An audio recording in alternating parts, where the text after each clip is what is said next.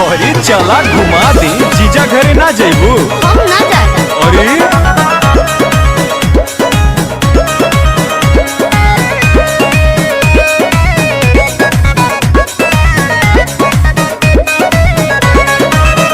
काहे बैठल बारू मनवा मारी हो, हमर प्यारी हो। चल तोहके घुमा दी पटना ले आईनी सफारी हो। हम ना जाए। का भइल हो? काहे बैठल बारू मनवा मारी हो, हमर प्यारी हो। चल तोहके घुमा दी पटना ले आईनी सफारी हो।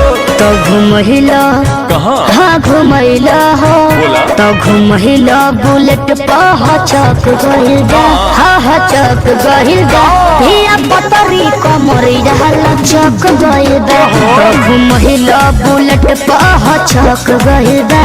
धिया पतरी कमरिया लचक गइल बा। कमसिन कमरिया बा का हो?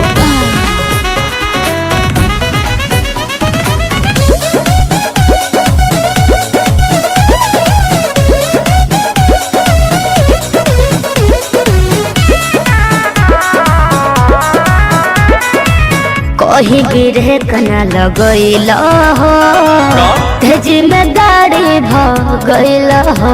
अरे छट चौमीन गोलगा पाछुटा कुछ हो नहीं खियला हो। ऐसन मत बोला हो। सुना, हम कहानी के छेना या पेड़ा खाला रसमलाई है। बाकी औरत के जात नहीं मनबू, तू खैबू खटाई हो। चले ना अच्छा। हाँ चले ना हाँ। ठीक से चले ना पाई मचक गए बा। हम मचक गए बा। अरे? धिया पतरी कमरिया लचक गए बा। घुमहिला बुलेट पह चक गए बा। धिया पतरी कमरिया लचक गए बा। साचू में लचक गए बा। लचक गए बा।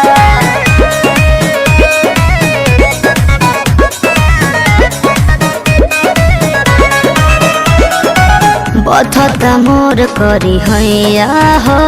सही में? सुना है विमलेश सैया हो। बोला? तनी समूह भुला के मालिश कर दो। और तनी तोहर पैया हो। अरे तो नया फार्मूला अपनावा। सब कमर के दर्द निकली ढलिया अकबारी में।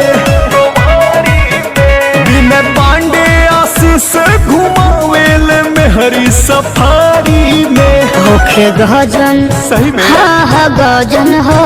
होखे गजन दर्दिया वो कच गइल बा। हाँ वो कच गइल बा। अरे? धिया पतरी कमरिया लचक गइल बा। तो घुमहिला बुलेट पह चक गइल बा। धिया पतरी कमरिया लचक गइल बा। ओहो, समर के कमर वाला दर्द बा का हो?